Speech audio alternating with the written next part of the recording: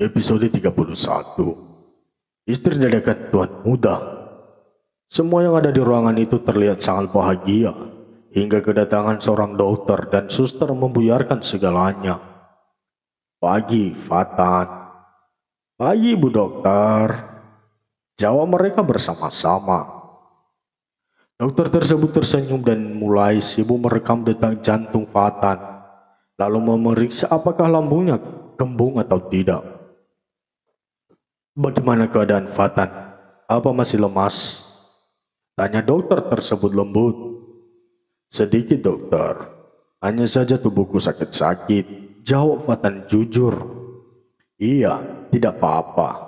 Kita masukin lagi obatnya ya. Mudah-mudahan berhasil seperti yang pertama. Bu dokter meminta seorang asistennya menyiapkan keperluan yang dibutuhkan. Angkasa yang jadi ngeri kebayang akan seseorang yang pernah berbaring di rumah sakit dalam keadaan kritis. Astaga, bayangan apa tadi? Cepat Angkasa sedikit menggelengkan kepalanya agar tidak berdenyur sakit. Dok, seberapa parah sakit anak ini? Tanya Angkasa. Ia tidak ingin membiarkan Fatan sekarat karena terlambat mendapatkan pertolongan.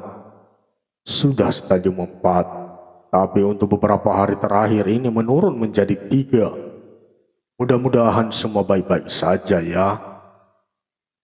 Sang dokter mulai menyuntikkan lagi obat kedua ke dalam botol infus milik Fatan dengan jenis yang berbeda, lebih keras dari sebelumnya. Oke, Fatan yang tenang ya, berbaring saja. Aku tiba-tiba pusing. Bu dokter menyarankan, kalau begitu kami pergi dulu.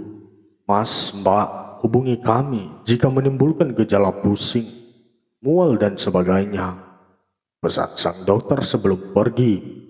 Baik Bu, jawab Bulan. Bulan pun berinisiatif menyelimuti tubuh Fatan setelah dibantunya merebah keranjang. Fatan, cepat sembuh ya Dek. Bulan mencium kening Fatan cukup lama. Kakak, pandangan Fatan seakan mengabur. Kenapa sayang? Penglihatan Fatan kok buram ya? Terus tubuh Fatan dingin. Benar saja perangkar tempatnya tidur bergetar cukup kuat. Menyaksikan itu Bulan dan Angkasa panik. Fatan, kamu baik-baik saja kan?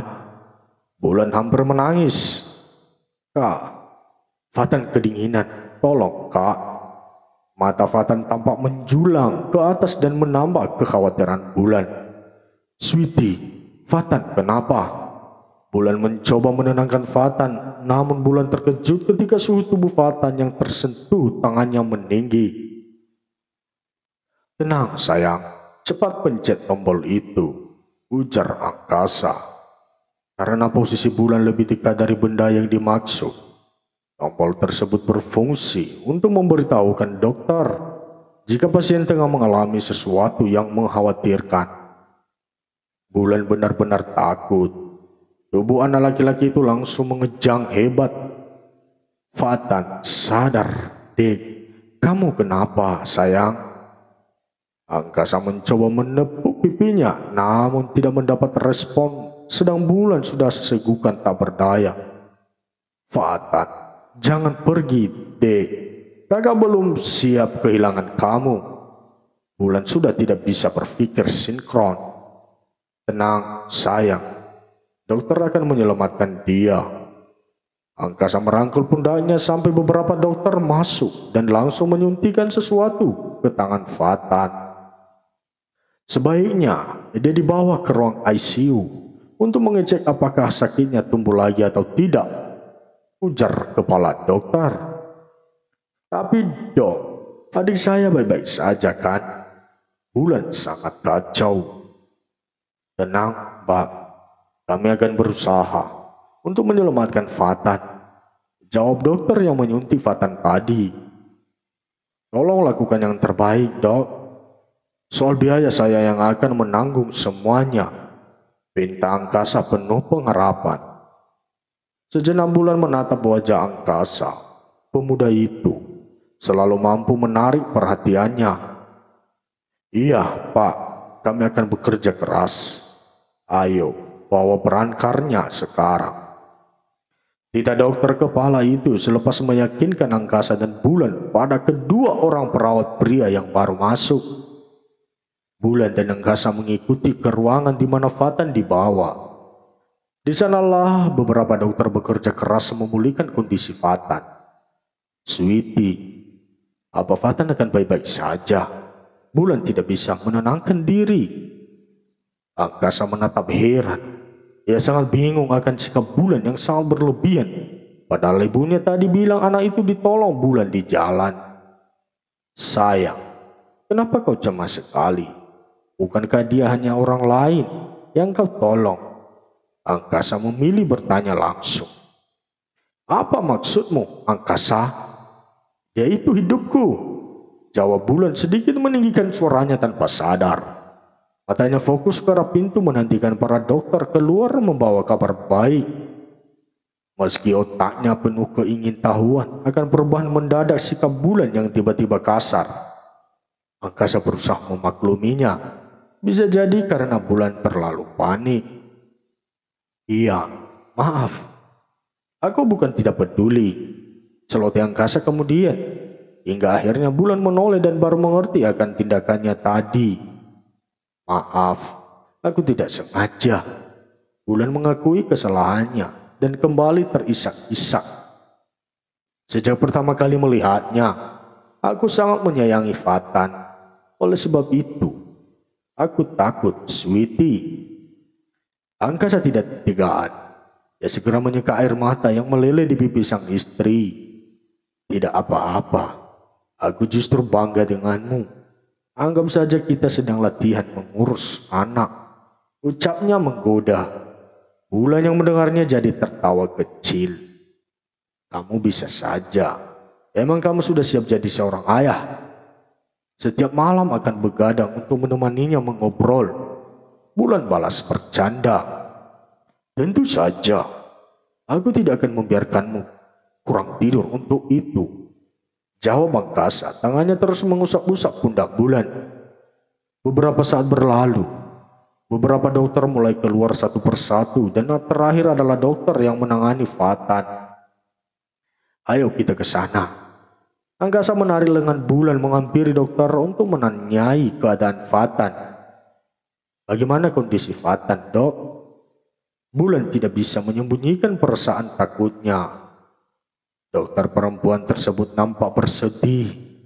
Sesekali menghela nafas panjang, seakan tidak mampu menyampaikan apa yang ingin Bulan dengar. Dok, Bulan meraih tangan dokter itu. Fatan baik-baik saja kan? Dia belum meninggalkan. Dok, air mata Bulan semakin deras meluncur. Ia belum siap mendengar kemungkinan terburuk mengenai kondisi adiknya itu. Dokter itu menggeleng. Tidak, dia belum meninggal. Tapi sayang, Fatan koma, Pak. Ungkap sang dokter akhirnya. Mau tidak mau, Bulan harus mendengar ini. Bulan memejamkan matanya, membiarkan bulu-bulu lentik memeras apa yang memaksa untuk terus keluar tanpa memberi sejeda sedikit pun. Angkasa merasakan kesedihan Bulan menarik tubuhnya ke dalam pelukan. Tenanglah sayang, berdoa saja supaya Fatan sadar dan cepat sehat. Aku takut, Sweetie. Dia terlalu berharga untuk aku. Bulan melepas pelukan Angkasa dan melihat keadaan Fatan melalui kaca yang menjadi miniatur di daun pintu. Fatan, cepat bangun, Dek. Kakak takut kehilangan kamu. Dengan tangan ini, kakak membesarkanmu seperti seorang ibu, ucap Bulan lirih. Angkasa hanya melihat dari kejauhan dan membiarkan sang istri menyendiri. Siapa anak itu? Mengapa Sekar begitu khawatir? Apakah istriku menyembunyikan sesuatu dariku? Angkasa mulai bertanya-tanya. Bila memang tidak ada hubungan dekat, mana mungkin Sekar akan histeris dan sangat takut kehilangan Fatan seperti sekarang ini. Ia akan menyimpan pertanyaan itu dan menunggu Bulan tenang terlebih dahulu. Terima kasih, Dok. Saya harap anak itu masih bisa diselamatkan, kata angkasa pada dokter itu. Sama-sama, Pak. Sebenarnya kami ada saran untuk pengobatan Fatan. Sebaiknya kita rujuk saja dia ke Singapura. Aku ada rekan ahli pengobatan kanker. Siapa tahu Fatan akan cocok dengannya. Iya, dok. Saya akan melakukannya jika itu memang diharuskan, jawab angkasa. Keduanya mengakhiri obrolan mereka karena dokter itu juga harus memeriksa pasien lainnya.